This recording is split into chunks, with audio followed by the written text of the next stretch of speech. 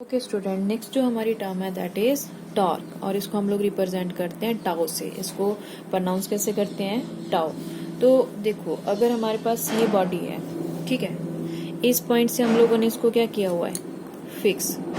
और हम लोग इसको ऐसे रोटेट कर रहे हैं यहाँ पे, ठीक है, ऐसे मूव कर रहे हैं। तो इस टाइम इस बॉडी पे एक फोर्स हम लोग अप्लाई कर रहे हैं, ठीक है। एक under the influence of a force this body rotates in a circle that is known as torque, ठीक है। जो किसी बॉडी को सर्कुलर पाथ में क्या करता है? रोटेट करता है, उसको हम लोग क्या बोलते हैं? टॉर्क। अगर कोई बॉडी लीनियर पाथ में ट्रेवल कर रही है, उस पर फोर्स एक्सर्ट कर रहा है, उसको तो हम लोग फोर्स टर्म का यूज करते हैं उसको रिप्रेजेंट प्रोनाउंस करने के लिए, ठीक है। लेकिन अगर कोई बॉडी सर्कुलर मोशन में मूव कर रही है तो उसको सर्कुलर मोशन में जो फोर्स उसको टर्न कर रहा है सर्कुलर मोशन में, उस फोर्स को हम लोग क्या बोलते हैं? टॉर्क। तो इसमें आप लोगों ने डेफिनेशन करनी है, इसके यूनिट्स और डायमेंशंस करने हैं और स्पेशल केसेस करने हैं, ठीक है। तो इसकी डेफिनेशन क्या है? The torque acting on a particle is defined as product of magnitude of force and the perpendicular distance of the application of force, ठीक है। टाउ इज इक्वल टू क्या होता है? टाउ इज इक्वल टू, जैसे suppose करो this is an object, this is a frame of reference x, y and z and there is an object which is at a distance r from this axis of rotation। इसके about हमारी body क्या कर रही है? Rotate कर रही है, ठीक है। तो इस पे जो हम लोग फोर्स अप्लाई कर रहे हैं, सपोज करो दिस इज दी फोर्स। सो अगर हम लोगों ने, अगर ये बॉडी हमारी क्या कर रही है? मूव कर रही है, ठीक है, in a circular path, circle complete कर रही है under the influence of this linear force, ठीक है।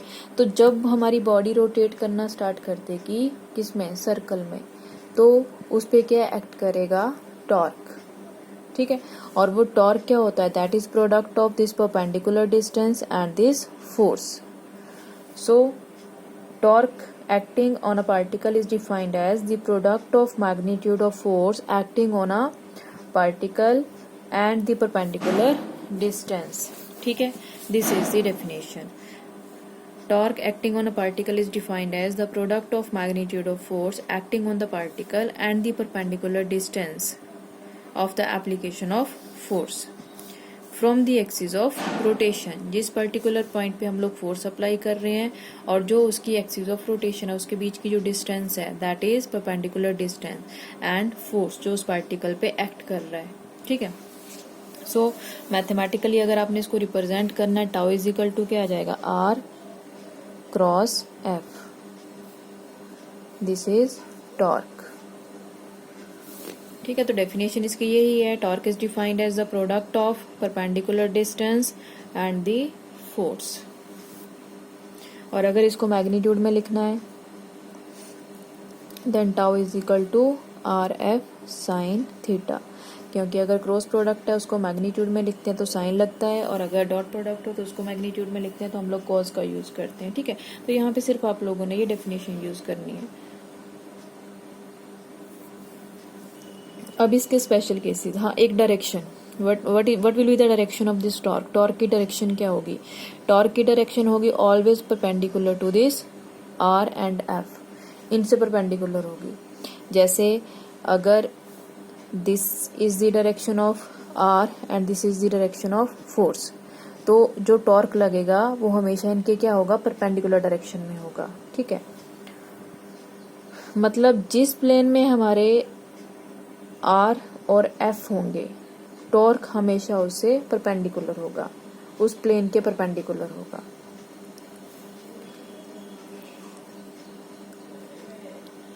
और हम लोग इसको फाइंड आउट कर सकते हैं by using right hand rule, ठीक है। डायरेक्शन हम लोग, अगर टॉर्क की डायरेक्शन हम लोगों ने फाइंड आउट करनी है तो राइट हैंड रूल का यूज करके हम लोग फाइंड आउट कर सकते हैं। अब है इसके स्पेशल केसेस,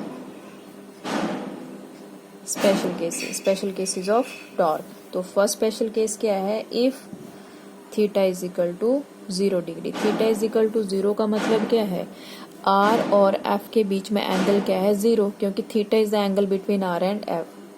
अगर एंगल 0 है इसका मतलब डिस्टेंस और फोर्स सेम डायरेक्शन में है, ठीक है, जिस डायरेक्शन में हमारी डिस्टेंस है, डिस्प्लेसमेंट हम लोग मेजर कर रहे हैं, उसी डायरेक्शन में क्या है, force. So if theta is equal to 0, that is R and F act in same direction. तो इस केस में क्या होगा, tau is equal to R F sine 0. So tau is equal to R F sine 0 क्या होता है, sine 0 is 0 into 0 is equal to 0, tau is equal to 0. तो कोई भी टॉर्क एक्ट नहीं करेगा बॉडी पे, ठीक है, अगर फोर्स और जो वेक्टर है हमारा पोजीशन वेक्टर है वो सेम डायरेक्शन में, उनकी डायरेक्शन सेम है, तो थीटा 0 होगा. थीटा 0 है तो टॉर्क की वैल्यू भी क्या होगी, 0. अब इसकी एक सिंपल सी एग्जांपल है, जैसे हम लोग डोर ओपन करते हैं, क्लोज करते हैं, ठीक है. तो अगर हम लोग डोर को जैसे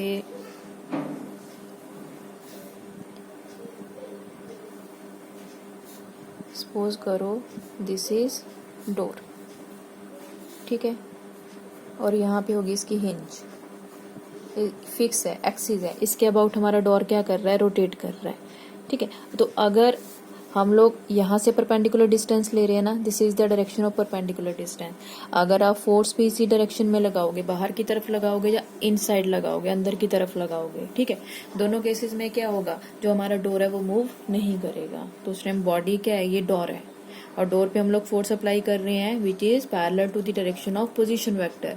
this is the direction of position vector. अगर आप इसी डायरेक्शन में फोर्स लगाओगे, चाहे आउटवर्ड डायरेक्शन में लगाओ चाहे इनवर्ड डायरेक्शन में लगाओ, तो हमारा जो डोर है वो मूव नहीं करेगा, ठीक है. इसके बाद सेकेंड स्पेशल केस क्या है इसका, if theta is equal to 90 degree. Theta is equal to 90 degree, tau is equal to क्या आ जाएगा, R F sine 90. So tau is equal to R F 1. तो साइन 90 क्या होता है, 1. तो tau is equal to R into F, that is maximum torque. अब ये कौन सा केस है, परपेंडिकुलर, ये आ जाएगा परपेंडिकुलर, ठीक है. ये हमारा डोर है, इसके परपेंडिकुलरली फोर्स अप्लाई करेंगे हम. जब परपेंडिकुलरली फोर्स अप्लाई करेंगे तो वो मूव करेगा. ओपन करोगे तब भी मूव करेगा डोर, क्लोज करोगे तब भी डोर मूव करेगा, ठीक है. तो इस केस में मैक्सिमम टॉर्क एक्ट करता है on the body. And if R is equal to 0, if R is equal to 0, अगर डिस्टेंस ही 0 है, मतलब हम लोग यहाँ पे फोर्स अप्लाई नहीं कर रहे, हम लोग डायरेक्टली हिंज पे फोर्स अप्लाई कर रहे हैं, यहाँ से उसको फिक्स किया हुआ है एक्सिस पे, वहां पे फोर्स अप्लाई कर रहे हैं, तो उस केस में भी टॉर्क क्या आएगा, R F sine theta 0 into F sine theta, that is tau is equal to 0. इस केस में भी टॉर्क एक्ट नहीं करेगा, ठीक है. तो ये 3 केसेस आपकी बुक में भी ड्रॉ किए हुए हैं. फर्स्ट केस ये हमारा डोर है, ठीक है, एक्सिस ऑफ रोटेशन है, अगर हम लोग यहाँ पे फोर्स अप्लाई करेंगे, आर की डायरेक्शन है, फोर्स की डायरेक्शन है, तब हमारा डोर मूव नहीं करेगा. लेकिन अगर परपेंडिकुलर टू डिस्टेंस हम लोग फोर्स अप्लाई कर रहे हैं तो डोर मूव करेगा.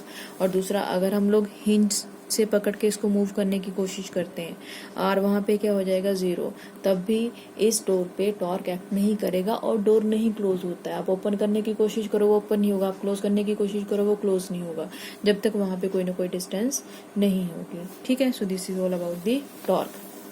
इसके बाद आएंगे यूनिट्स, यूनिट ऑफ टॉर्क. अब टॉर्क क्या है, आर क्रॉस एफ. आर के यूनिट्स क्या होते हैं, मीटर. फोर्स के यूनिट क्या होते हैं, newton, that is newton metre in SI system.